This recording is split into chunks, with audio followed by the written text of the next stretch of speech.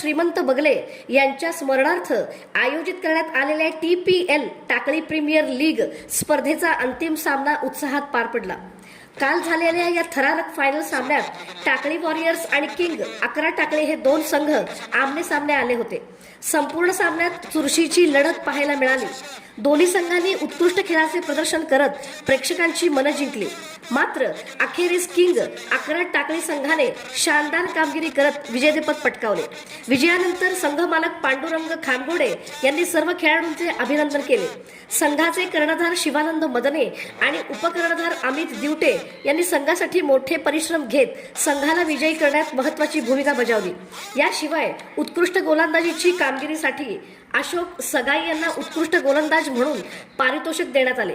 या स्पर्धेमुळे परिसरातील खेळाडूंना एक उत्तम व्यासपीठ मिळाले असून क्रीडा संस्कृतीला चालना मिळत असल्याचे मत उपस्थितांनी व्यक्त केले।